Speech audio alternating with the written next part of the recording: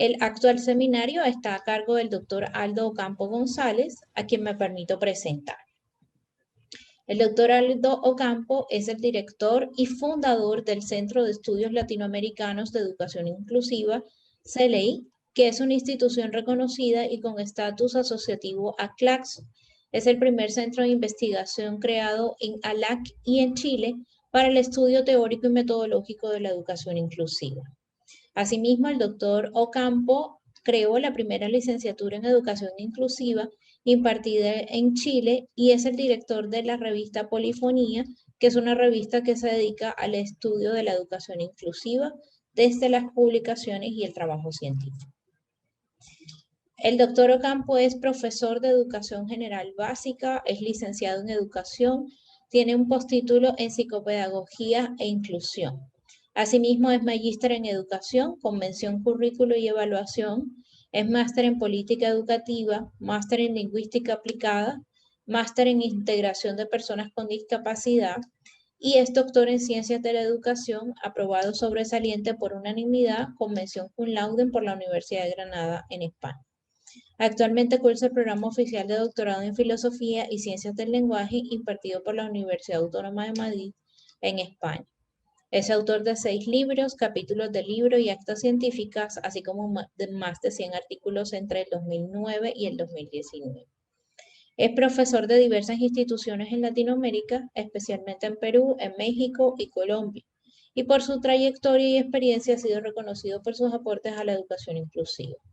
Ha impartido más de 90 conferencias, entre conferencias magistrales y clases magistrales, en Iberoamérica y ha sido invitado y destacado por sus publicaciones en congresos en España, Ecuador, México, Perú, Brasil, Colombia, Argentina, Chile, Venezuela, entre otros. Aldo, es un gusto tenerte con nosotros. Bienvenido. Y bueno, iniciamos el seminario. Nuevamente, muchísimas gracias. Gracias a ti, Viana. Voy a compartir la pantalla y ya comenzamos.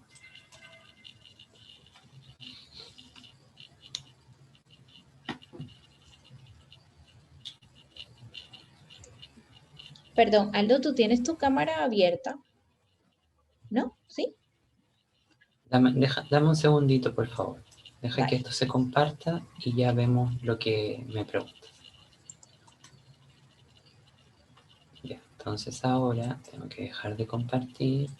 Vuelvo a compartir. Ok, ahí ustedes tendrían que ver la presentación. Perfecto, Y sí verme se a mí ve. también, ¿no? Así es. Ok. Bueno, primero que nada agradecer a Viana, a Vanessa y a Shirley por este espacio. Y mientras yo preparaba la presentación, me surgía la duda si lo que vamos a conversar tiene realmente relación con la educación superior inclusiva, o más bien si son cosas, acciones transversales a la educación en cualquiera de los niveles educativos, ¿no? Entonces, yo titulé esta presentación, como bien tú decías, Viana, educación, pero la sección superior la puse entre paréntesis, porque muchas de las cosas que vamos a revisar no son exclusivas para la educación superior, para el nivel terciario, sino que son transversales a todos los engranajes que el sistema educativo en su conjunto debe contemplar para transitar hacia esta perspectiva, hacia este enfoque, hacia acciones que realmente puedan beneficiar a la totalidad de personas concebidas como múltiples singularidades y con ello transformar las estructuras sociales, escolares, Sí. etc. ¿Bien? En ese marco, entonces, los temas que yo preparé para el día de hoy son: en un primer momento me gustaría que pudiésemos pensar por qué y para qué una educación superior inclusiva. En un segundo momento que revisemos algunos aspectos epistemológicos de la educación inclusiva. Luego el problema persistente que hay en las políticas públicas, que es el problema ontológico de los grupos sociales. Y finalmente que cerremos con una comprensión multidimensional de los procesos institucionales y también subjetivos implicados en los procesos de educación superior en este campo. Y finalmente algunas conclusiones. Bueno, esa es la estructura, es el guión que vamos a desarrollar Y dicho eso, comenzamos la presentación. Bueno, me gustaría que todos aquellos que están el día de hoy conectados pudiesen focalizar la mirada en la imagen que está aquí en el centro, ¿ya? Esta imagen alude a algo que durante mucho tiempo yo me he preguntado y que tiene que ver con aquello que habita entre los dos términos, educación y inclusiva, ¿ya? Ese espacio que se forma entre los dos términos va a constituir algo que yo denomino una I-cidad, o en términos filosóficos, una entidad, una malla de conexión, una cópula heurística, una red de muchas cosas que se van conectando, articulando, rearticulando, y que son las que se unen, se copenetran, dialogan, enemistan, enojan muchas veces, pero que van a formar la arquitectura conceptual de lo que denominamos educación inclusiva. ¿Por qué quise partir con esto? Porque cuando nosotros hablamos de educación e inclusión y puntualizamos en aquello que habita en ambos términos, es clave para entender todo lo que este campo forma, todos los aspectos que van a entrar en juego, se van a conectar, van a dialogar. Esta entidad nos va a dar cuenta de que hablar de educación inclusiva nos remite su función primigenia o genealógica al legado de la educación especial. Lo que hoy día más conocemos sobre educación inclusiva es simplemente la travestización del legado epistémico y didáctico de la educación especial, pero no conocemos lo que es la educación inclusiva en su magnitud, en lo que podría ser en su singularidad epistémica, ¿no? Y para eso es importante decir además que para hablar de inclusión se cruzan múltiples conceptos, múltiples teorías, múltiples métodos, sujetos, perspectivas de análisis que van a tocar una infinidad de campos teóricos, geografías académicas dispersas, y que al fusionarse o al dialogar o al interactuar van a abrir destellos o nuevos puntos de análisis que nos van a permitir ir corriendo el marco o descentrar estas categorías tradicionalmente legitimada. Dicho esto, quisiera además dejar muy claro que cuando hablamos de educación inclusiva no hablamos de educación especial, ¿ya? Y dicha esa advertencia, sería importante decir que si bien la educación especial puede ser una forma de inclusión, la inclusión no es necesariamente una forma de lo especial. Y es allí donde esta presentación va a trabajar, porque hay que recomponer categorías, perspectivas teóricas, imaginarios y lenguajes para aproximarnos a este fenómeno. Y además me gustaría dejar muy claro que la educación inclusiva enfrenta 4 problemas fundamentales al día de hoy, ¿ya? El primer problema fundamental que tiene la educación inclusiva es un problema de orden ontológico, de comprensión del ser y de realidad. Y en la comprensión del ser siempre establece un compromiso con el esencialismo y con la matriz de individualismos que se fundan a su vez en una concepción del humanismo clásico, que es esta idea de hombre sano, fuerte, heterosexual, inteligente, económicamente ávido, etc., ¿no? Y margina, como dirían los teóricos de la decolonialidad, ¿no es verdad?, especialmente Dussel y Quijano, margina a otras totalidades ontológicas y las deja fuera, excluidas, y siempre en un plano de una alteridad abyecta, rara, etc. Esto va a ser muy importante porque las concepciones de inclusión que hoy día tenemos y que disfrutamos en las políticas públicas, en los seminarios, en los congresos, en las políticas de investigación, en los documentos técnicos, no es otra cosa que una inclusión liberal o una inclusión mainstream, que lo que hace es establecer un compromiso con la opresión y la desigualdad, al puntualizar exclusivamente en sujetos rarificados o trificados, pero no en alteridades en potencia. Y también habría que mencionar que cuando hablamos de educación inclusiva desde el punto de vista ontológico, no hacemos un compromiso con la ideología de la normalidad.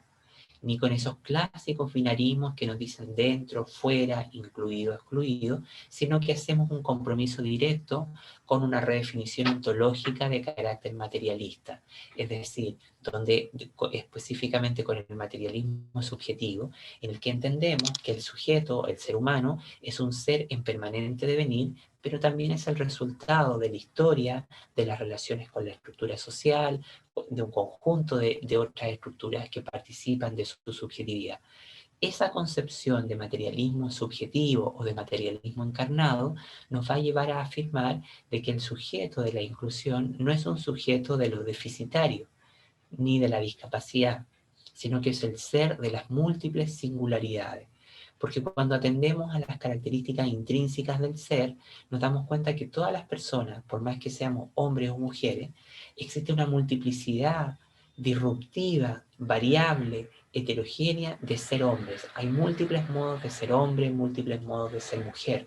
Y lo que demuestra la experiencia humana a través del principio de variabilidad es que existen estas múltiples maneras de ser hombre, de ser mujer, de ser niño, de ser anciano, y que van a aglutinarse de la mejor manera bajo el sintagma de las singularidades múltiples, porque lo singular, la singularidad, posee la fuerza de no cosificar al sujeto en categorías previamente establecidas, como lo haría la diversidad y las diferencias. Por eso que la singularidad representa el papel político, pero el papel de disrupción de estas categorías, de cosificación del ser o de atribuciones negativas que nacen por ciertas identidades o pertenencia a determinados grupos. El segundo problema que va a tener la educación inclusiva entonces va a ser un problema epistémico, y sobre eso vamos a trabajar también en esta presentación. Ese problema epistémico da cuenta de un conjunto de la ausencia, de teorías para hablar sobre inclusión. La inclusión al día de hoy no tiene una teoría propia, más bien existe una epistemología que yo he venido desarrollando y otras cosas que se han hecho de nuestro centro, pero no tiene una teoría clara ni precisa que explique qué es, cómo entenderla y cómo practicarla. La educación inclusiva que más conocemos está muy confundida, travestida con el legado de la educación especial. Y eso plantea una serie de obstrucciones en su puesta en práctica y en su propia comprensión. Lo que hoy día tenemos es más bien un conjunto de influencias que viajan por distintos campos del conocimiento, alejados muchas veces a la actividad científica o teórica de la educación, como son, por ejemplo, viaja por la interseccionalidad, los estudios de género, los estudios queer, los estudios culturales, los estudios de la subalternidad, la poscolonialidad, la interculturalidad crítica, viaja por un sinfín de campos de conocimiento y que en cada nuevo campo va tomando algo prestado de ese campo y va formando algo completamente nuevo. El tercer problema que tiene es un problema metodológico, no tiene un método claro para investigar, y el último problema que tiene, a mi juicio, es el más importante, que es un problema morfológico. Morfo alude a la forma, a la estructura, a las categorías. Y todos los conceptos que hoy día se ocupan mayoritariamente para significar el objeto de lo inclusivo o la gran idea de la educación inclusiva hacen que la propia inclusión se traicione en sus propios fines y sentidos. Eso quiere decir que muchos de los conceptos con los que hoy día se entiende la educación inclusiva, como necesidades educativas especiales, discapacidad, adaptaciones curriculares, no tienen ninguna relación con los verdaderos conceptos del campo. Y sería importante dejar muy clarito que los conceptos epistemológicos de donde surge este enfoque no surgen desde el esencialismo, ni de las necesidades educativas, ni la discapacidad, ni de los apoyos, ni de los ajustes. Surge del centro crítico de la multiplicidad. Es decir, todas las categorías como singularidad, heterogeneidad, alteridad, otredad, diferencia, etc., surgen de la multiplicidad.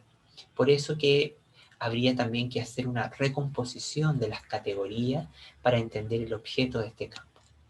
Bueno, dicho eso, comenzamos. Lo primero que me gustaría es que ustedes pudiesen mirar esta imagen que está aquí contenida, ¿ya? Y que es una imagen que alude a un panel de avispas o de abejas. En este panel, de esta manera funciona la inclusión. funciona conectando distintos conceptos, teorías, sujetos, métodos, proyectos de conocimiento, proyectos políticos, compromisos éticos de distintas naturalezas, pero que al ensamblarse van a generar algo completamente nuevo y desconocido. Y cuando pensamos qué es la inclusión o qué hay más allá de la educación especial, nosotros nos encontramos con que en la educación inclusiva nos topamos con la idea de un proyecto político complejo.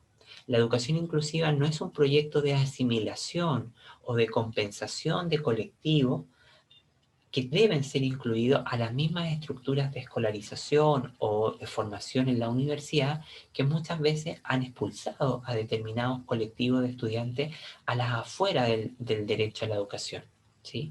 Sino que más bien nos plantean el reto de pensar un proyecto crítico ciudadano, un proyecto político en el que se entienda la inclusión como un futuro generativo, como algo que se tiene que producir, como la producción de otros mundos, y ese producir otro mundo, ese producir otro futuro generativo, nos lleva a la pregunta por que la inclusión como tal crea otros modos de subjetividad, crea otros dispositivos de producción de la subjetividad, y este punto es relevante.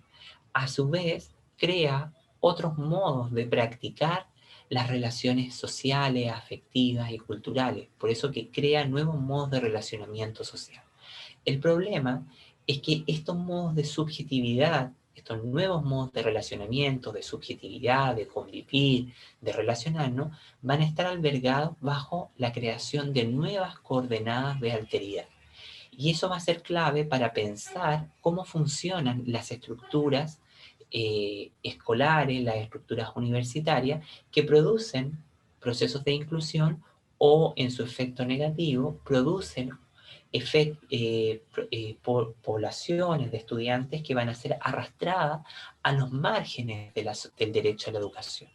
Y nosotros siempre tenemos que pensar que no basta con abrir las puertas de la universidad, no basta con tener una política universitaria de inclusión, sino que debemos aprender a entender cómo funcionan las estructuras universitarias para garantizar procesos reales de inclusión y abrir nuevas oportunidades.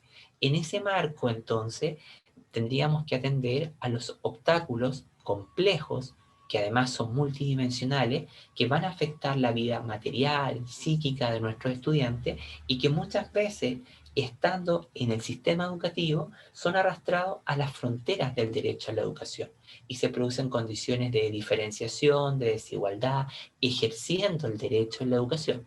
En ese marco, entonces, la inclusión siempre va a ser un compromiso con el presente, con las problemáticas del presente, con la transformación del presente.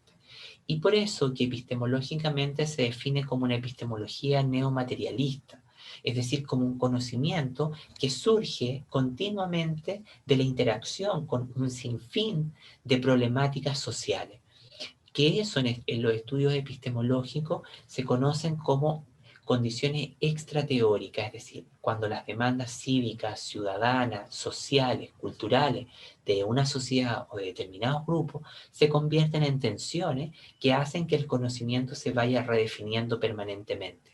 Por eso que una epistemología de la inclusión o una teoría de la inclusión no va a dar respuestas fijas, va a estar en permanente cambio y movimiento, ¿sí? Bueno, y eso sería importante entonces, reconocer que la inclusión se transforma en un proyecto político y de transformación del mundo conocido. Por eso es importante entender la inclusión no como una práctica de asimilación, no como una práctica de compensación, sino como un concepto eminentemente relacional y estructural. Y esto es importante, porque la inclusión de la que más disfrutamos, de la que más conocemos, de la que más hemos aprendido y escuchado y leído, es una inclusión ficticia, que lo que hace es trabajar en función del ideal de asimilación. Es decir, comprende la diversidad como un ideal de asimilación, pero las estructuras de funcionamiento de la escuela, de la universidad y de la sociedad siguen funcionando como de costumbre. Por lo tanto, trabajamos sobre la articulación de distintas expresiones del poder y sobre esa articulación es que nos disponemos a trabajar sobre procesos inclusivos, que esa es la principal obstrucción que esto tiene. Por eso que me parece mucho más acertado, queridos compañeros, entender esto desde un punto de vista estructural. Es decir, la inclusión es un fenómeno estructural, es un fenómeno de funcionamiento de la sociedad. Sí, y que esto nos remite exclusivamente a las reglas de funcionamiento institucional de nuestra sociedad. Esas reglas son las que condicionan el funcionamiento del sistema educativo. Si en nuestra sociedad es excluyente, neoliberal, capitalista, heteropatriarcal, el sistema educativo a per se, no es porque lo quiera, es a per se, queda condicionado por todas estas patologías sociales crónicas.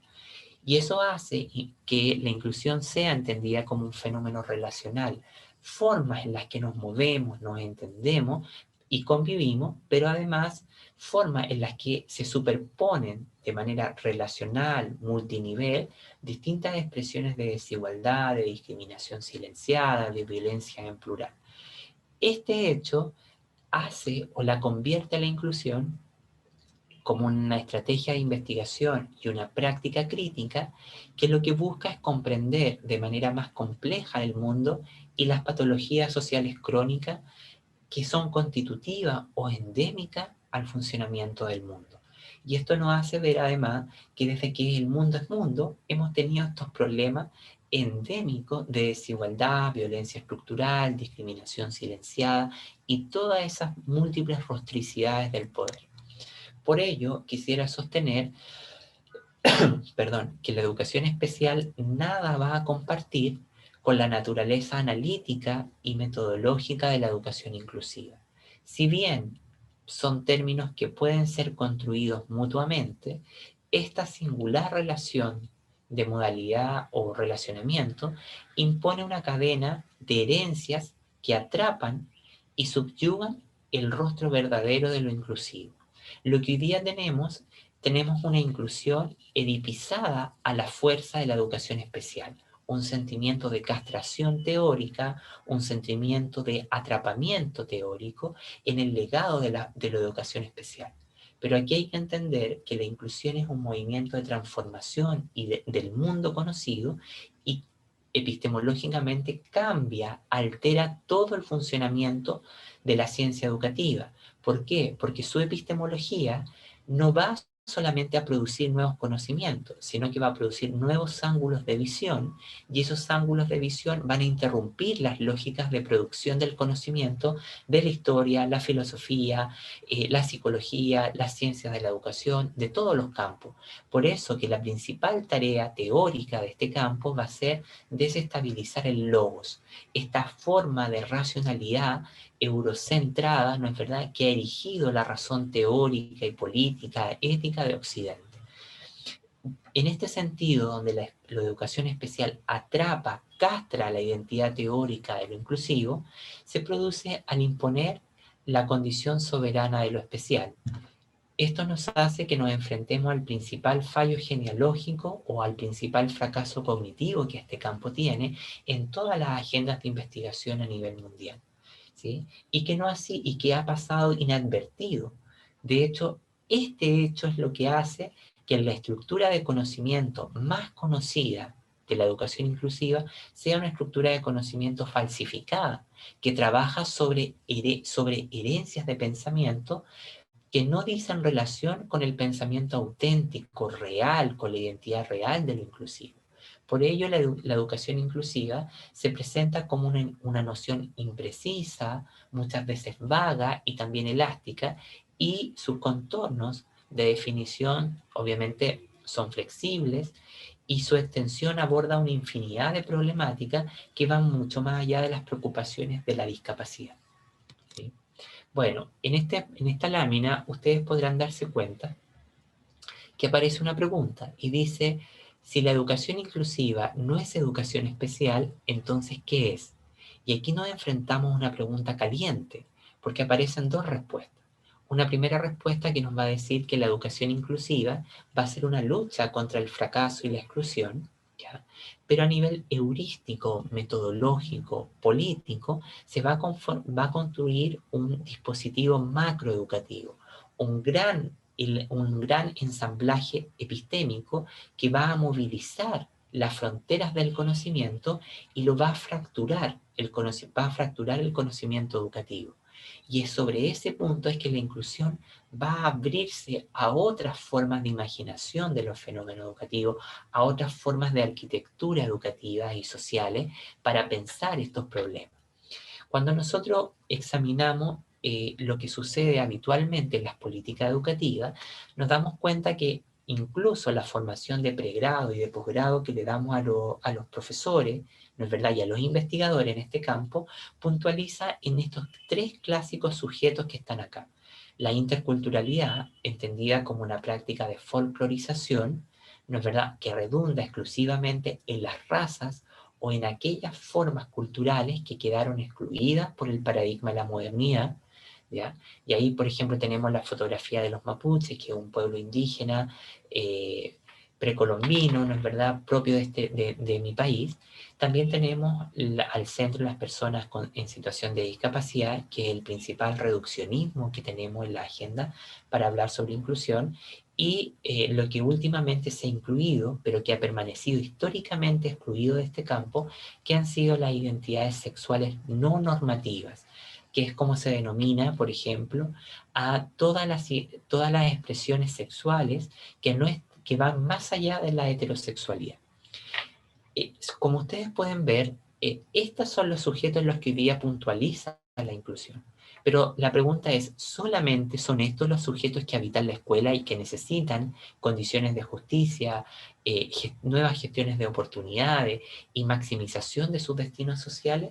La respuesta es que no. Antes de avanzar, si ustedes se dan cuenta, nos podemos observar que en general todas las políticas educativas han puntualizado en los dos colectivos, la raza y la discapacidad. Y por mucho tiempo las identidades sexuales no normativas permanecieron excluidas de ser sujetos considerados de la inclusión, porque ahí nos abrimos a un problema mucho más complejo de cómo entender las prácticas sexuales, los sentimientos y las subjetividades producidas en aquello que va más allá de la heterosexualidad. Esto va a ser importante porque cuando entendemos la inclusión alojada exclusivamente en estos grupos, dividimos el mundo entre un nosotros que es mayoritario, normativo, hegemónico, ¿no es verdad?, estable y altamente excluyente, y un campo de lo otro que queda habitado por sujetos que son rarificados. Y cuando nosotros nos damos cuenta, estas son expresiones propias del humano y que no debiesen ser consideradas como atribuciones negativas o atribuciones de asimilación o de doble categoría para ciertos grupos o colectivos. En ese marco, entonces, sería importante pensar la inclusión como un espacio o como un escenario que en presencia de las múltiples singularidades. Un concepto ontológico que trabaja sobre la revolución de las minorías, ¿sí? Y que las minorías son mayoría en el mundo. Bueno, desde este punto de vista, la educación inclusiva debe ser concebida entonces como una intervención contrahegemónica y transformadora en la producción del conocimiento que atiende a las diferencias contextuales y emergentes, dando cuenta de compromisos alterativos en el desarrollo de su teoría. Yo prefiero siempre más hablar de que la inclusión altera las estructuras del mundo en vez de que crea estructuras alternativas, porque lo alternativo al día de hoy dentro de la investigación, dentro del pensamiento, ya no es tan alternativo.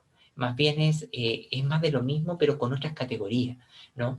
Y esto nos lleva a que nosotros necesitamos alterar el orden de funcionamiento de los sistemas mundo.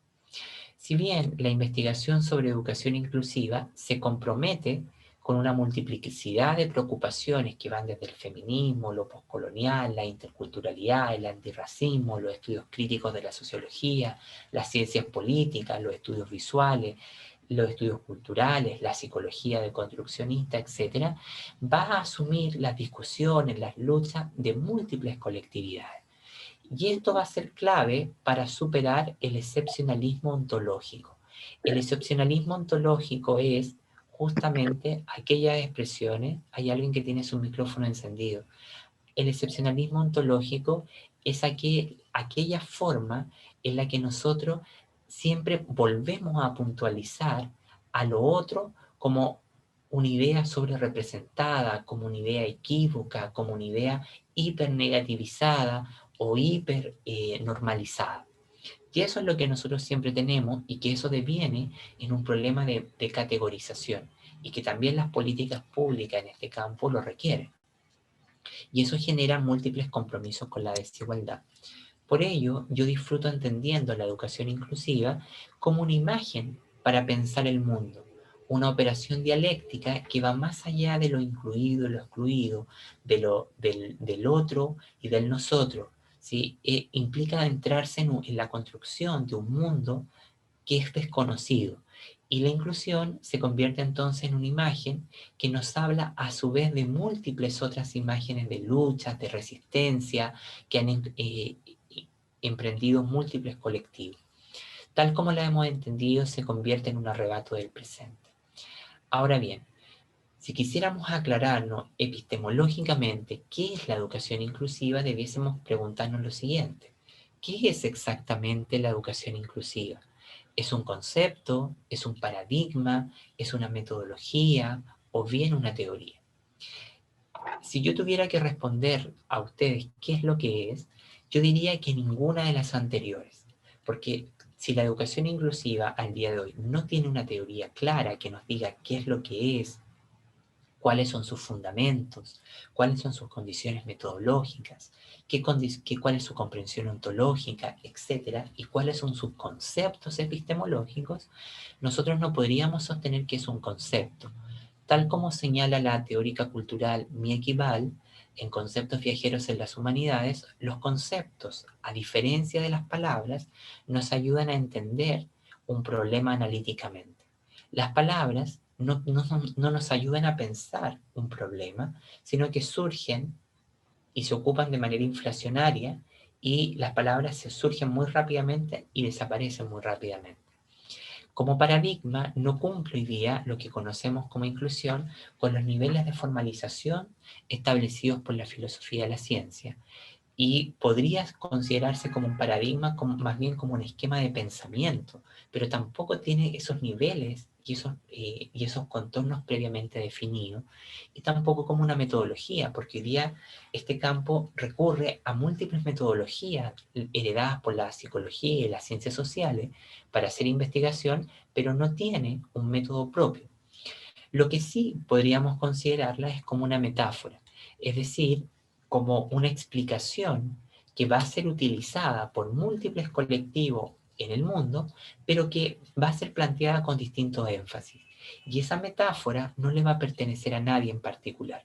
Hoy día tenemos, y esto también es importante porque nos permite entender la inclusión como que la inclusión no existe una forma homogénea de la inclusión, existen múltiples formas de encarnar la inclusión, y que eso va a depender con las necesidades de distintas colectividades.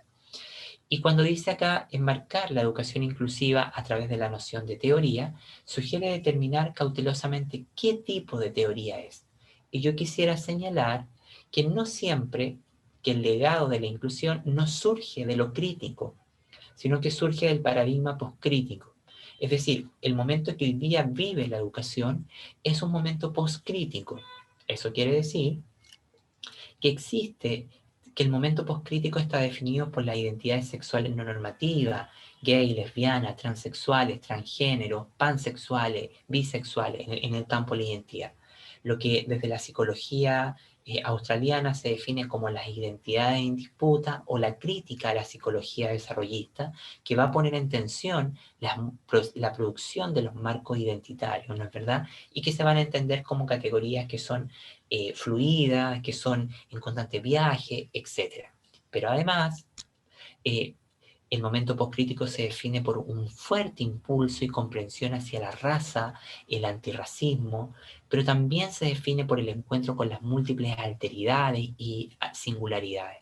Todo lo que hoy día vivimos en materia de educación es un momento poscrítico, y ese momento poscrítico va a generar múltiples hebras o enredos genealógicos que van a formar un nuevo paradigma. Ese nuevo paradigma, al día de hoy yo no sé cómo llamarlo, cómo denominarlo, pero sí sería importante advertir que mucho del conocimiento que estructura genealógicamente el campo de la inclusión surge del paradigma postcrítico, que es la consecuencia del postestructuralismo y la apertura, donde tiene lugar el feminismo, la interseccionalidad, el antihumanismo, la filosofía poshumanista, etc. Bueno, todas estas cuestiones las vamos a revisar a continuación y vamos a ver cuáles son esas filiaciones. Pero además la inclusión va a enfrentar un problema definitorio particular, perdón. Ese problema definitorio particular es que la inclusión como categoría participa de las relaciones de poder estructurales y de las representaciones culturales que interrogan. Recordar que la inclusión genera un rostro cultural en los sujetos y también va a interpelar el tipo de relaciones sociales y estructurales que van a tener lugar. Y finalmente la inclusión participa de las relaciones que interpela, pero se va a situar o va a acontecer, como habíamos dicho, a nivel estructural, en las reglas de funcionamiento de la sociedad, pero también va a funcionar en la micropráctica, como yo denomino, en las interacciones cotidianas, donde van a emerger estas nuevas formas de subjetividad y estos nuevos modos de relacionamiento social, educativo, etc. Por ello, me gusta a mí concebir la inclusión como un laboratorio que puntualiza en una naturaleza heurística que está en proceso de ser descubierto, algo que nunca es estable, sin una morfología clara y precisa. Es algo que se abre al devenir. La educación inclusiva traza entonces una epistemología neomaterialista, un campo de fenómenos experimentales, una red objetual que no puede ser descrita de antemano. Por ello, ninguno de sus recursos o sus elementos que la construyen se encuentran allí por casualidad o se convierten en una política de todo vale, que es lo común que pasa en este campo. Las políticas de todo vale son estas que a nosotros nos dicen que ocupamos el calificativo para cualquier cosa, deporte inclusivo, lectura inclusiva, escuela inclusiva, pero en el fondo el sintagma no redefine nada, nada cambia en su funcionamiento. Y que pueden justamente pueden llegar a concretarse una vez resultados hayan sido confrontados. Por ello, si entendemos teóricamente la inclusión, esta debiésemos entenderla como un proyecto de conocimiento en resistencia. ¿Alguien podría, les pido por favor si pueden mantener su micrófono en silencio? En ese marco, entonces, podríamos decir que la educación inclusiva se convierte en un proyecto de conocimiento en resistencia. ¿Por qué? Porque no va a justamente elaborar una teoría para generar un cierto romanticismo y condiciones que van a hacer un compromiso de carácter liberal con las estructuras del capitalismo, porque esa es la inclusión que hoy día tenemos, una inclusión liberal, ¿no? Sino que va a preocuparse por examinar cómo determinados cuerpos de conocimiento, argumentos, discursos, establecen alianzas imperceptibles con la desigualdad. A eso se le llama proyecto de conocimiento en resistencia, una teoría que examina y interpela cómo otras teorías, cómo otros conceptos y argumentos generan prácticas de desigualdad. Y eso es lo que hace la inclusión que más conocemos, a través de sus categorías. Por eso que me gusta a mí, entonces, superar esa práctica del esencialismo liberal que aquí se menciona. Y el esencialismo liberal es lo que estructura este campo. Es la contrarrueda, no cambia en su gramática, ¿ya? No cambia en su gramática, no cambia en el funcionamiento de su proceso, en su lenguaje, ¿sí? Y por eso que si nosotros quisiéramos entender una inclusión de manera mucho más crítica, radical y transformativa, debiésemos entenderla como un complejo pegamento de teorías, de mecanismos, de metodologías, ¿no es verdad?, que nos van a ayudar justamente a comprender esto de manera mucho más puntual. Si ustedes se dan cuenta, en esta tablita aparece una idea de una inclusión más bien acrítica y una inclusión crítica, o una inclusión esencialista y una inclusión, ¿no es verdad?, más bien... En la primera, que sería de carácter acrítica, esencialista, que es el momento actual donde estamos, nos encontramos por justamente argumentos que son de carácter opresivo, esencialista y liberal. Además se sustenta en principios del individualismo metodológico, es decir, trabajar a partir de lo que la persona fracasa, la patología, no la potencialidad. está sujeta a una visión siempre tecnológica, de un saber acumulado en la práctica, pero no de una comprensión teórica, paradigmática, clínica, ¿ya? Y al ser acrítica, articula su actividad sobre mecanismos de asistencialismo y estrategias de acomodación, a través de los cuales se reproducen el orden dominante. Y por otro lado, también se caracteriza porque hace una comprensión de los sujetos educativos a través de categorías previamente instaladas. Y esto es muy importante porque en el discurso instituido de la inclusión, las personas surgen a través de categorías previamente definidas que no siempre tienen relación con sus verdaderas trayectorias sociales y culturales y escolares. Pero además, estas diferencias son siempre entendidas en términos de ese mecanismo de esencialización. Por eso siempre apuesta a una comprensión del déficit, del sujeto en riesgo, etc. Y eso nos conlleva una visión positivista, objetivista, de la igualdad, de la justicia y de la democracia, porque no trabaja para transformar el mundo y las estructuras de ese mundo, sino que trabaja para asimilar a determinados colectivos que supuestamente están en los márgenes de la sociedad y incluirlos a lo mismo que muchas veces los excluye. En el segundo casillero de la tablita, ustedes podrán darse cuenta que aparece una idea de inclusión mucho más crítica y que va a tener el carácter transformadora, pero una transformación que va a trabajar por fuera de las estructuras conocidas. Además va a ser deconstruccionista y va a generar una dependencia al legado, a las categorías, a las luchas de múltiples movimientos sociales contemporáneos, como el feminismo principalmente, ¿no es verdad? Y va a proponerse crear conceptos para leer y intervenir en ese presente, que es un presente duro, o contingente, etc. Y su centro crítico va a estar contenido en la noción de multiplicidad. ¿Por qué? Porque todos los conceptos, como yo ya enunciaba al inicio de esta presentación, surgen del centro crítico de la multiplicidad. Además, por ejemplo, las diferencias son concebidas como propiedades inherentes al ser humano, ¿sí? Y se rechazan estas medidas ficticias de comparación entre los grupos, ¿sí?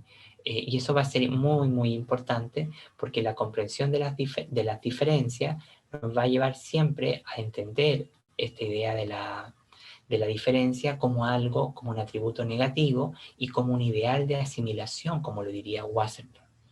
En ese marco, entonces, se interesa por abordar las diferencias desde una perspectiva de múltiples singularidades, múltiples expresiones del ser, únicas y repetibles, pero que fracturan, cuestionan, desestabilizan la comprensión ontológica del mundo.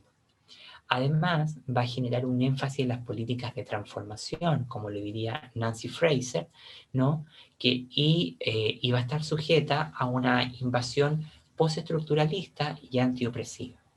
Otorga además pautas para la resignificación de las prácticas sociales, de sus mecanismos de compensación, de reconocimiento, y orienta su actividad entonces a la construcción de categorías propias de la multiplicidad. Y obviamente enfatizan fuertemente en un énfasis relacional. Por eso, para cerrar esta primera parte, sería importante entender que la educación inclusiva apela a nuestra capacidad de reconocer y comprender la mecánica de la exclusión.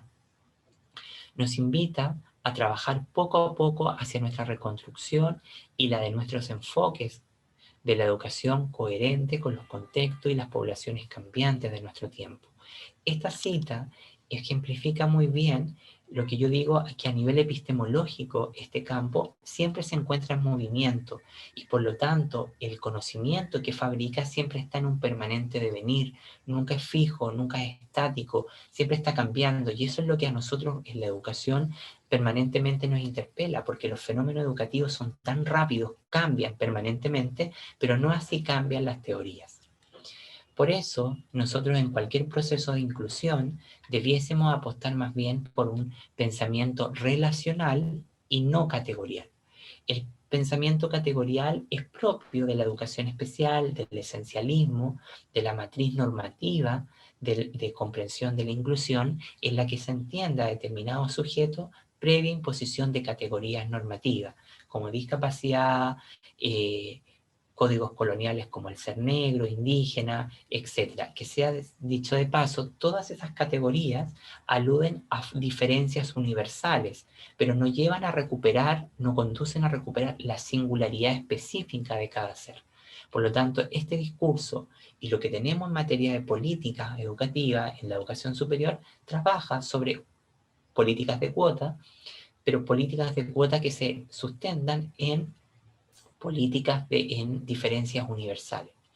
Por eso, a mí me parece mucho más, y que lo que hacen es cosificar la experiencia particular de cada sujeto al interior de un determinado grupo. Y me parece mucho más interesante pensar los procesos de inclusión y lo que también es coherente con esta lucha contra el logos desde un punto de vista del pensamiento relacional. Es decir, de un pensamiento que entiende que las múltiples expresiones del ser humano, las múltiples formas de desigualdad y injusticia, no son formas estáticas, sino que acontecen de manera multinivel. Es decir, se mueven y movilizan de un lado a otro y atraviesan y permean a todos los individuos de la sociedad en distintos grados y niveles. Por eso que el pensamiento de la relación otorga elementos para intervenir en los patrones y procesos interinstitucionales sistemáticos, validados dentro de nuestra sociedad, que impiden a las personas tener una vida mucho más vivible y disfrutar de una multiplicidad de derechos sociales. En suma, el pensamiento relacional nos ayuda a entender cómo funcionan las estructuras sociales y cómo funcionan las estructuras universitarias y las estructuras en los distintos niveles del sistema educativo. En ese marco podríamos sostener que se distribuye justicia desde una perspectiva homogénea o homogenizadora, avalado por una concepción política occidental mediante la cual se pretende dar a todos lo mismo, y que es la lógica del otro generalizado y del derecho concebido como una práctica de universalización cerrada. Lo que nosotros necesitamos es entender desde un punto de vista de complejidad situada y estructural el ejercicio de los derechos a la educación, a la cultura, a las artes, a la salud, a la vivienda.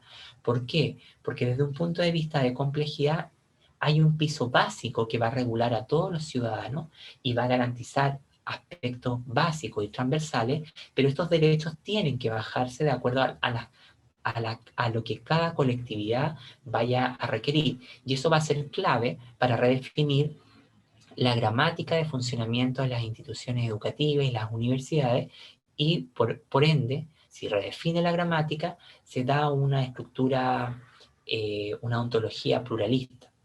Lo correcto, entonces, sería concebir la totalidad como multiplicidad de diferencias o de singularidades, cuya redistribución de sus derechos emerge desde el pluralismo y la multiplicidad, atendiendo a impedimentos sistemáticos que afectan transversalmente a la vida psíquica y material de las personas. Por eso que hay que entender la estructura social como un universo mosaico. Y el desafío, entonces, mis queridos colegas, va a consistir en comprender cómo las opresiones son sistemáticamente reproducidas en distintas instituciones, como la escuela, la universidad, etc. En ese marco, entonces, nosotros hoy día nos encontramos en esta idea de valor colectivo que fundamenta su tarea o la concepción del derecho en la totalidad y en la universalidad, y necesitamos pasar o transitar hacia un valor redistributivo donde enfatiza en la multiplicidad desde un punto de vista de complejidad, lo que yo les decía. Aseguramos un piso universal, básico para todos, pero bajamos la especificidad del derecho a la educación, a la salud, de acuerdo a lo que cada colectivo pueda necesitar o requerir. En ese sentido, entonces, vuelve nuevamente esta idea de entender la inclusión como un proyecto político que va a estar preocupado por examinar la identidad, la raza, el privilegio, la desventaja, la opresión, pero también nos va a llevar a reflexionar acerca de cómo se forman estos obstáculos neoliberales en la educación y que agudizan la exclusión. ¿Sí? Porque nosotros lo que hacemos ingenuamente es desarrollar procesos de inclusión sobre una gran estructura de opresión, sin intervenir esa estructura y sin desafiarla, sin desestabilizarla. Y además sería importante reformular los marcos de valores para investigar la exclusión y la inclusión. ¿Sí? Y antes de legitimar el derecho en la educación, yo disfruto más hablando de derecho en la educación que derecho a la educación, porque el derecho a es abrir las puertas, lo que hoy día la política pública ha hecho, para bien o para mal, garantizar que todos los estados de Latinoamérica y del mundo tienen que garantizar la educación para todas las personas. El problema está en las condiciones institucionales, en el aterrizaje de esas condiciones que entran en juego en la estructura universitaria. Y ahí la concepción es de derecho en la educación, en el ejercicio del derecho. Antes de legitimar este derecho, es importante entender cómo los demás derechos sociales básicos se organizan para que la inclusión pueda constituirse como una verdadera herramienta de transformación social o de movilidad social. No es a la inversa, no es que la educación va a constituirse a la vez como una palanca de movilidad social. Vemos que la gente tiene doctorados, postdoctorados, maestría y cambia materialmente su vida, pero sigue viviendo en ciertos aspectos culturales de base. Eso demuestra que no hay movilidad de clase en Latinoamérica. Y para eso necesitamos crear una arquitectura social en la que se entienda que la educación es consecuencia de múltiples otros engranajes sociales y de derechos que se articulan para dar paso justamente a que la educación pueda ir cambiando la vida de las personas. Bueno, hasta aquí vamos a revisar ahora algunos de estos problemas fundamentales y vamos a tratar de transponer algunos de los entendimientos tradicionales que este campo tiene. Como ustedes pueden ver en esta imagen que yo estoy indicando, la concepción tradicional de inclusión puntualiza en una comprensión ontológica, en una comprensión de la realidad y del ser, que está fundamentada fuertemente en el sustancialismo, que es la idea de entender al otro a partir de sus patologías, de sus fallos orgánicos, de sus fracasos culturales. Y esa idea se sustenta a su vez en algo que se llama la concepción ontológica del humanismo clásico. Esta idea de hombre blanco, europeo, heterosexual, rico, altamente inteligente. Esa concepción validada por la modernidad y legitimada por muchos proyectos escolares hasta el día de hoy, ha sido lo que ha hecho justamente una marginación a múltiples singularidades que en el terreno escolar escapan a estas expresiones hegemónicas y que, sea dicho de paso, son la mayoría. En ese marco, entonces, la educación inclusiva auténtica, que donde yo trabajo, se hace una redefinición ontológica que va a llamarse ontología de lo menor, una ontología de las múltiples singularidades, donde entiende que la fuerza de la singularidad evita la cosificación de la persona. Pero además, aparte de evitar esta cosificación, lo que hace es justamente entender que el ser humano es el resultado de un devenir encarnado permanente y que está en constante cambio. Y hace además un compromiso con el antihumanismo, con todas las fuerzas que ayudan a superar estas prácticas de normalización, de esencialización, de patologización de las personas. Y cuando nos posicionamos en este marco ontológico, podemos entender al ser desde su plenitud, desde su multiplicidad de expresiones de ser humano. A nivel epistémico, el discurso más conocido ha estado travestido, mimetizado con el legado de la educación especial.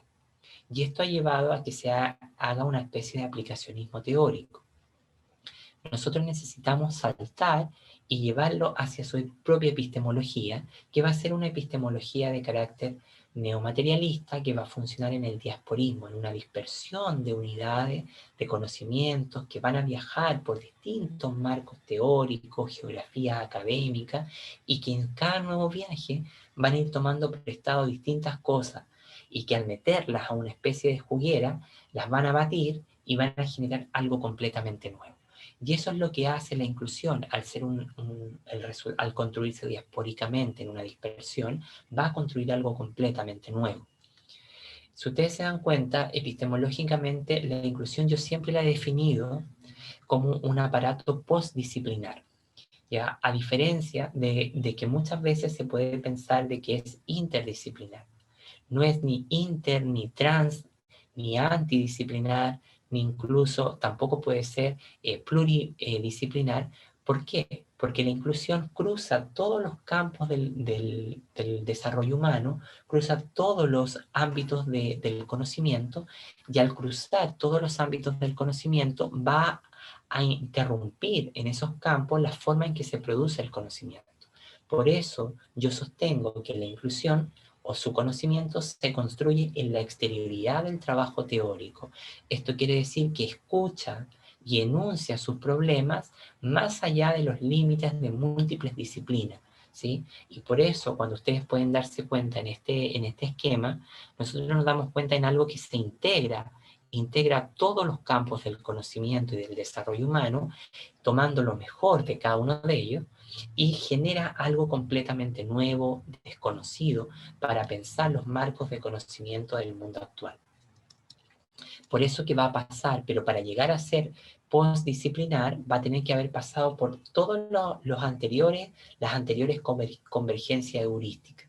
Y para hacer eso hay que hacer traducción, es decir, hay que crear unidades de conocimiento que sean legibles, que sean entendibles a todo esto. Y a nivel metodológico, como ya decíamos, no tiene un método propio, debe encontrar su propio método, pero sí genera un entrecruzamiento de métodos y metodología que vienen eminentemente legadas desde la ciencia social. Por ello yo sostengo y digo, no creo que exista un conjunto exhaustivo de metodologías propias y herramientas de investigación para comprender la complejidad estructural y orgánica de la exclusión, que es para eso lo que nosotros debiésemos trabajar. Y a nivel morfológico, a nivel de sus conceptos, nosotros ya decíamos que todos sus conceptos surgen del individualismo y del esencialismo. Por eso que el sintagma necesidades educativas especiales no tiene nada que ver con la inclusión. Ese es un compromiso con lo especial. Todos los conceptos de la educación inclusiva auténtica surgen entonces desde la multiplicidad, ¿sí? Bueno, vamos a ver algunas hipótesis para que a ustedes les quede mucho más clarito, hipótesis que están ligadas en la construcción del conocimiento de la educación inclusiva. La primera es que la educación inclusiva, al ser postdisciplinar, va a trabajar sobre una infinidad de problemas de investigación de carácter político, ético, contingente, pero no en disciplinas. Y esto es muy importante porque escucha su fenómeno por fuera de muchos marcos de conocimiento heredados. La segunda es que es una teoría viajera que va a moverse, va a viajar por distintos campos del conocimiento y proyectos de conocimiento, pero que son proyectos de conocimiento en resistencia. La tercera es que deconstruye y transforma la concepción del tiempo. Y nosotros vivimos en una concepción del tiempo basada en un cronosistema, en un tiempo universal, único, fijo, estático. Mientras que lo correcto, si vamos a trabajar en un plano de complejidad y de múltiples singularidades, son las heterocronías. ¿Qué quiere decir esto? Las heterocronías son múltiples tiempos que están albergados en un mismo espacio. Y cuando nosotros hacemos clase en una sala de clase virtual o presencial, nos encontramos con heterocronía, con niños, con jóvenes que tienen múltiples tiempos, pero que esos múltiples tiempos se encuentran en un espacio único. Además, el conocimiento de la educación inclusiva tiene que desafiar epistemológicamente a la zona del no ser. ¿Por qué? Porque aquí nos enfrentamos a una categoría decolonial. La idea del no ser es la zona, primero, del sur global. El segundo, es la zona donde se agudizan las desigualdades, la opresión, la discriminación, etc. Y en esta zona del no ser, la violencia, la opresión, la desigualdad se maximiza a nivel psíquico, subjetivo y material. Porque todo el argumento conocido es una elaboración eurocéntrica, es decir, de la zona del ser, de la hegemonía. Un argumento que enuncia, que visibiliza parcialmente algunos problemas de los otros, pero que es incapaz de liberar o transformar la vida de las personas que están atravesadas por esos problemas. Es muy frecuente crear discursos que hablan en nombre de los otros, es muy frecuente decir que ciertas poblaciones están excluidas, pero esos discursos débilmente intervienen los territorios y las coordenadas de constitución de esos colectivos.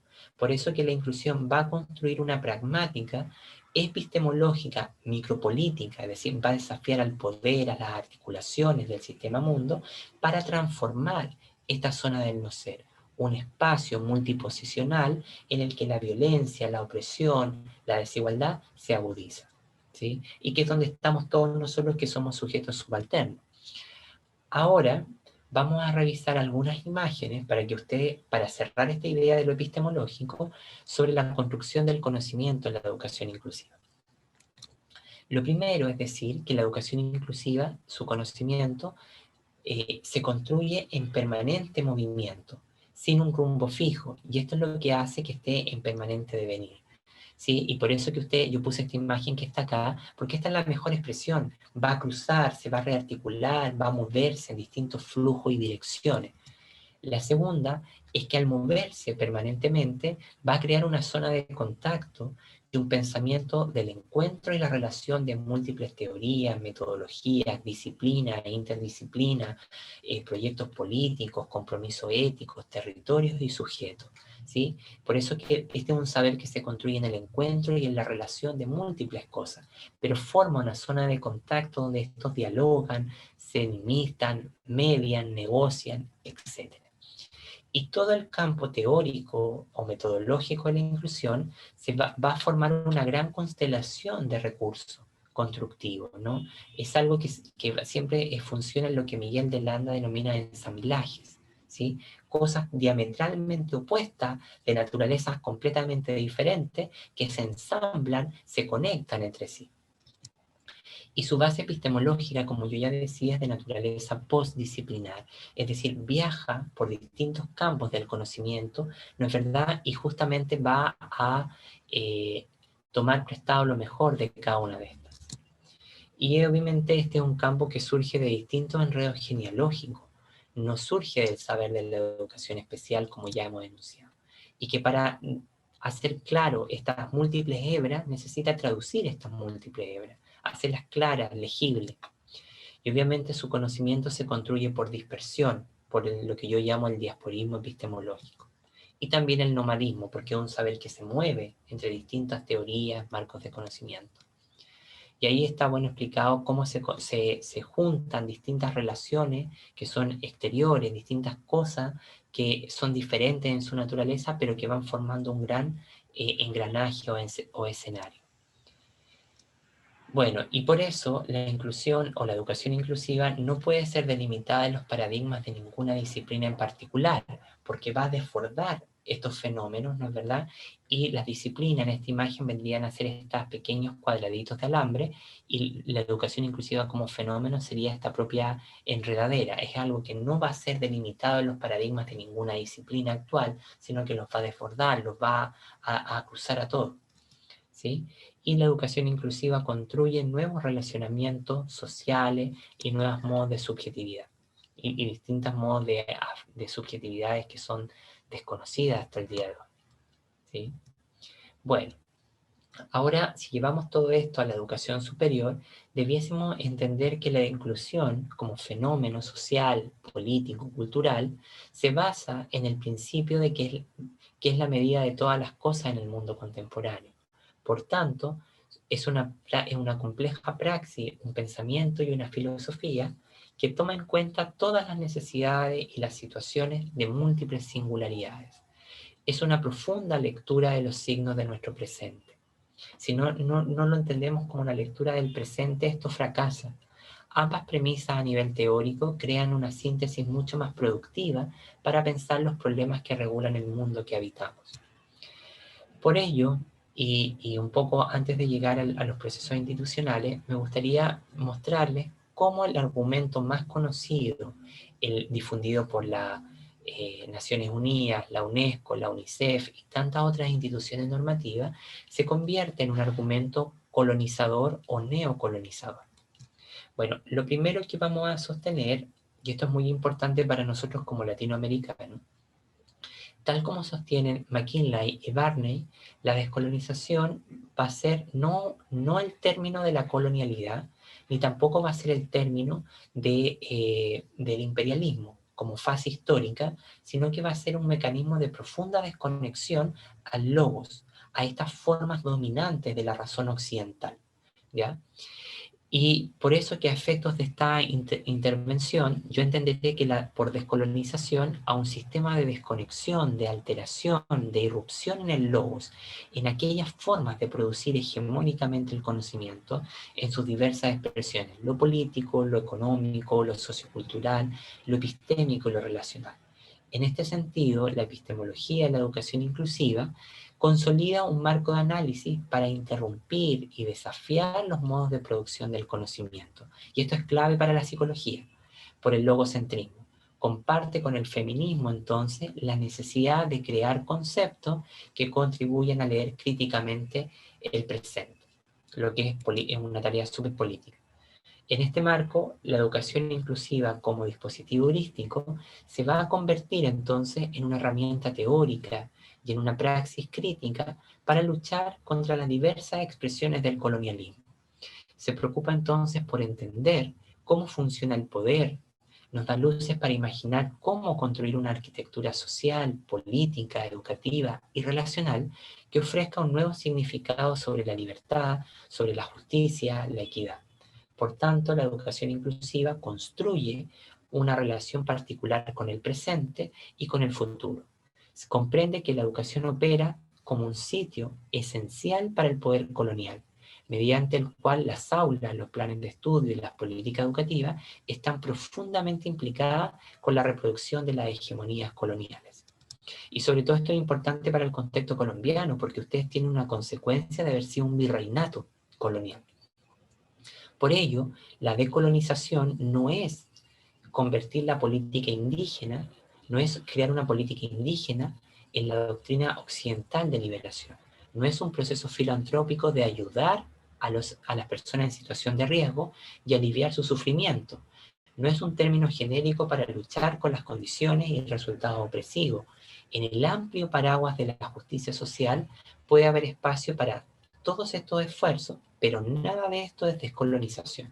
Y esto es importante porque la descolonización, la colonización y en su efecto la descolonización son efectos de destrucción de los modos de producción del conocimiento, de las formas ontológicas que han sido instituidas en el mundo conocido. Por ello, la educación inclusiva se entiende como una concepción elástica, imprecisa y siempre cargada de efectos de excesos de significado. Es incapaz al día de hoy de delimitar con claridad su función. Todo ello demuestra una escasez de trabajo crítico y de redefiniciones políticas, imaginativas, para pensar su campo de problemas. Es aquello que reside en lo más profundo del corazón del dominio. Esta situación, podríamos sostener, es transversal tanto para el norte global como para el sur global. Es decir, que los planteamientos elaborados por el norte global responden a una elaboración proporcionada por el norte global devenida en la aceptación de una opción moralmente correcta, evidente al menos en los objetivos acordados por la comunidad internacional, pero carentes de una fundamentación empírica realista o situada. Los argumentos expuestos, entonces, nos permiten sostener que la educación inclusiva de la que más hablamos y conocemos se aglutina en un conjunto de síntomas que la describen como un proyecto político, social y pedagógico neocolonial. Por ello, la educación inclusiva se convierte en un proyecto neocolonial y en un sistema de transferencia normativa producida por los países del norte al sur global desde un marco de racionalidad legado por el norte global. La educación inclusiva no es una receta política como gran parte de los estados-nación la conciben. Este campo necesita construir bloques de reflexividad que permitan resistir a la colonialidad del conocimiento, del poder y del ser.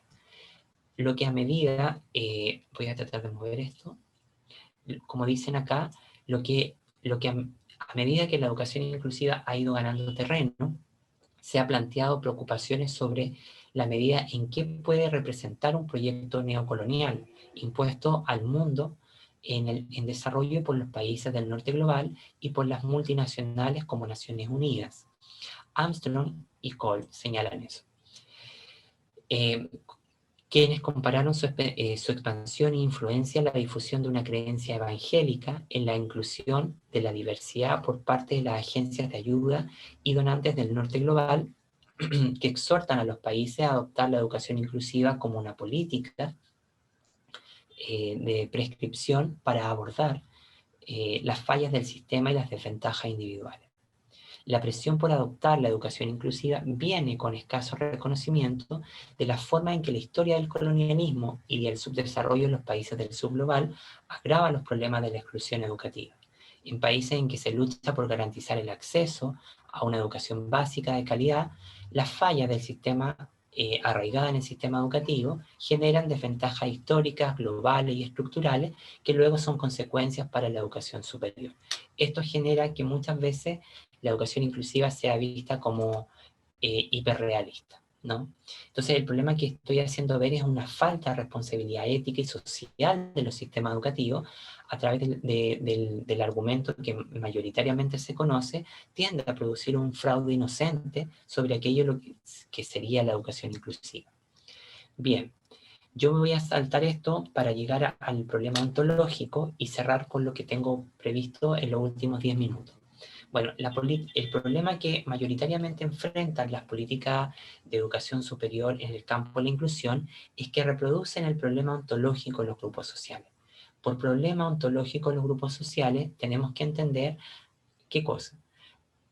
Una idea donde un argumento en el que la identidad o la pertenencia a un determinado colectivo le asigna una atribución negativa a la persona y la hace vivir en torno a esa atribución negativa. Por ejemplo, ser negro genera una atribución negativa, un sistema de ausencia de reciprocidad.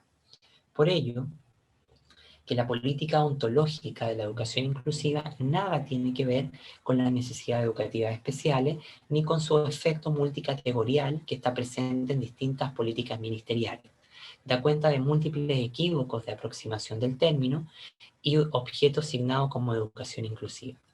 La singularidad es siempre un componente dinámico y móvil, un espacio de receptividad sígnica donde se activan afectos, se estructuran influencias que se desplazan de la distinción entre exterior e interior del sujeto.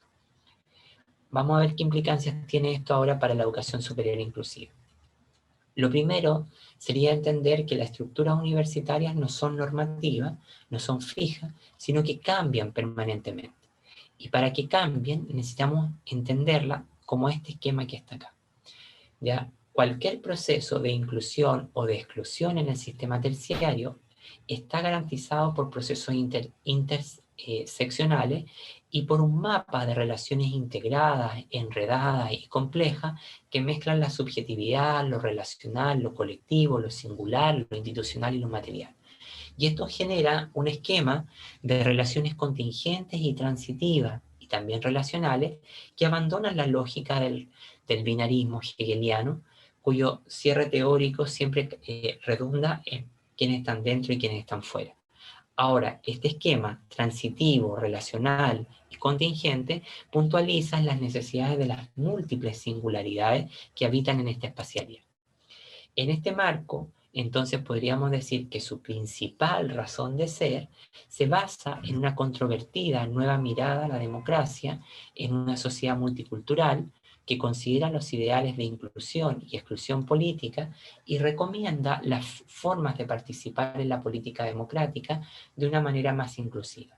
Los procesos de debate y toma de decisiones suelen marginar a individuos y grupos porque las normas de la discusión política están sesgadas o centradas en contra de algunas formas de expresión. La inclusión reconstruye conceptos de una sociedad civil y de la esfera pública como una promulgación de otras formas plurales de comunicación entre ciudadanos que se debaten en sociedades a gran escala. Por eso que Jung va a analizar a fondo todos los prejuicios de clase, raza, género que van a insertarse en los procesos democráticos y que van a afectar al desarrollo de los procesos o del derecho a la educación superior. Y todas estas cuestiones tienen que ver con una profunda comprensión sobre la justicia. Bien. Bueno, les pediría que por favor puedan mantener sus micrófonos en silencio. Muchísimas gracias. En este marco, entonces, nosotros tendríamos que pensar, esto yo ya lo he dicho, me lo voy a saltar, lo siguiente. Hoy día nosotros estamos en la comprensión de nuestros proyectos educativos en unas prácticas de asimilación en la educación superior. Un sujeto que es objetualizado o convertido en un sujeto exótico, y es lo que Santos Sousa denomina abyectos de conocimiento, lo que deviene en una práctica netamente esencialista, multicategorial, centrada en los déficits, ¿no es verdad?, en un espacio normativo de comprensión pedagógica. Mientras que lo que necesitamos es transitar hacia verdaderos sujetos de conocimiento, puntualizar en prácticas de transformación que nos llevan a la consolidación de una pragmática y de una gramática de orden materialista, que está en permanente cambio, es transitivo, genera un mapa de múltiples interseccionalidades, ¿sí? Bueno, todas estas cosas van a ser claves para una política de educación inclusiva en la educación superior. La zona del no ser, donde se agudizan las múltiples desigualdades, ¿no es verdad? Y es allí donde habita el subalterno, el problema, la persona en situación de riesgo. Esto nos va a llevar a una comprensión ontológica de una pluralidad individual, de un ser múltiple, ¿no es verdad? Pero también vamos a tratar de eliminar los frenos al autodesarrollo, que son todas las formas de opresión y dominación que experimentamos las personas, y eso va a llevarnos a reducir un enfoque multicategórico. Bueno, una de las cosas que la inclusión en la educación superior debiese considerar es la relación entre el poder y sus múltiples expresiones que tiene. Yo aquí no adscribo al poder porque sí, sino que el poder es el que se practica en nuestros espacios cotidianos donde participamos. Y esto requiere de un análisis interseccional. Por tanto, toda política de educación superior inclusiva tiene que agudizar o generar un análisis interseccional sobre las distintas variables de desigualdad que penetran las trayectorias sociales y educativas de mis estudiantes. Y recordar que todas las instituciones educativas generan un destino social en nuestros estudiantes. Es decir, si la formación que le damos es precaria, el destino social que nuestros estudiantes van a tener es precario. Y ese destino social es el que habilita la inclusión. También esto nos va a llevar a reconocer que son formas de pensar en y a través del poder, su naturaleza y las transformaciones sociales, subjetivas y la identidad. Cada una de las nociones como raza, género, clase, discapacidad, sexo, expresan un tipo específico de relación con el poder y que en la estructura universitaria están atravesadas de forma relacional, ¿no?, producida y ejercida a través de múltiples prácticas. ¿Cuáles entonces son los tipos de inclusión y de exclusión que son sancionadas en las determinadas prácticas específicas de la universidad y en las relaciones de poder? Esto es lo clave que todo proyecto educativo tiene que contemplar. Todo ello genera entonces posiciones subjetivas y subjetividades e identidades construidas y cuestionadas dentro de los intersticios del poder. A esto habría entonces que preguntarnos qué políticas se inscriben y qué fantasías, deseos, ambivalencia y contradicciones actúan en estos procesos de inclusión y exclusión. ¿Cómo son marcados, reinscritos o transgredidos campos heurísticamente definidos como cultural, político, psíquico y social a través de la inclusión? Para desarrollar este proyecto resulta inevitable tomar prestadas herramientas teóricas, como yo ya les decía, que proceden de múltiples campos, paradigmas, y que van a definir una naturaleza eminentemente postdisciplinar. Y la educación inclusiva tiene este carácter de ser una teoría viajera, sin disciplina, que actúa como una perspectiva mestiza o criolla muchas veces, ¿no? Bueno, y entonces esto nos debería a nosotros en toda política de educación superior a llevarnos a reflexionar, queridos colegas, en torno a la problemática de la diferencia y lo común. Dos nociones que van a habitar en lo más profundo de la educación inclusiva. La diferencia tiene que ser entendida desde el punto de vista de la experiencia, de la subjetividad, de la identidad y de la relación social. Y también la educación inclusiva auténtica va a ser concebida como, y ahí puse la E, porque eso es lo clave, con mayúscula, como una teoría propia del marxismo. ¿Por qué? No es que es el marxismo, sino que va a coincidir en un propósito con esto, porque va justamente a luchar contra derribar todas las formas de barbarie del mundo. ¿sí? Y eso es por eso que es un proyecto de conocimiento en resistencia, porque va a examinar cómo distintas teorías, argumentos, discursos, investigaciones reproducen esta desigualdad de manera permanente. Y se requiere justamente un análisis más crítico sobre los fundamentos marginadores del eurocentrismo. Y también decir que el calificativo inclusiva ha estado presente en distintos, por ejemplo, movimientos sociales críticos y perspectivas críticas hace muchos años y décadas, pero no ha sido designada con este calificativo, ¿sí? Y por eso que me gusta a mí definir la inclusión, que se basa en el principio de medida de todas las cosas en el mundo contemporáneo. Por tanto, es una compleja praxis, pensamiento y filosofía que toma en cuenta todas las necesidades y situaciones de la multiplicidad de singularidades. Es una profunda lectura de los signos de nuestro presente. Bueno, para ya ir concluyendo, esto ya lo hemos conversado, por eso me lo salté, ¿ya? Sería importante que toda política de educación superior inclusiva pudiese retomar lo que Dorian Massey en vida denominó geometría del poder. Es decir, ella decía que las desigualdades se materializaban en la sociedad a través del espacio social, ¿ya? De los espacios que habitaban. Y estas desigualdades se encarnaban en las personas. Por ello que es importante que toda política, no solamente de educación superior, no solamente adscriba justamente a lo que se hace comúnmente, que es abrir las puertas y declarar la universidad en torno a la inclusión, sino que reformular su ideario, su plan estratégico y todo lo que tiene que ver en torno a esto desde el punto de vista de una profunda comprensión de cómo nuestros estudiantes, nuestros cuerpos docentes, nuestra comunidad es atravesada por distintos ámbitos, por distintas variables de desigualdades múltiples que se van a superponer y que van a permear la experiencia de todos nuestros estudiantes. Por ello, ella va a definir que el espacio desempeña un papel crucial en la configuración de lo social y ofrece la potencialidad analítica de formar un nuevo mapa completamente nuevo a partir de las manifestaciones del espacio vivido en relación con múltiples rostros y expresiones de la desigualdad, ¿sí? Por ello, la desigualdad, al igual que las articulaciones del funcionamiento del espacio, operan a través de múltiples interrelaciones, convergencias, interacciones, que posibilitan que los espacios y las múltiples formas de desigualdad se espacialicen. El espacio, entonces, va a ser el resultado de múltiples tipos de relaciones sociales que van a converger y van a estructurar la tarea de la universidad, ¿sí? Por ello que es importante hacer esta comprensión mucho más estructural de dónde se sitúa nuestra institución, ¿sí? Para justamente poder entender que la justicia social son formas de modelización del espacio, ideales que no aparecen preconstruidos y que necesitamos aprender a materializarlo, porque luego estas formas de desigualdad penetran la evaluación, el currículum, la formación práctica y van condicionando este destino social que yo les hablaba de nuestros estudiantes. Por ello el espacio para Massey va a ser entendido como una multiplicidad de la dimensión social, ¿sí?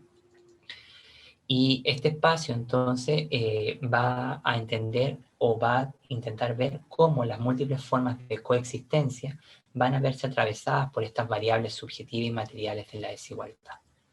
Bueno, eso es lo que yo tenía para el día de hoy preparado para ustedes. Espero haberles aportado algo y si no les aporté algo, pucha, les pido mil disculpas. Muchísimas gracias por esta oportunidad, Viana, Vanessa y Shirley. Y ahora si hay preguntas, comentarios, consultas, con todo gusto las podemos desarrollar. Muchísimas gracias a todos los participantes.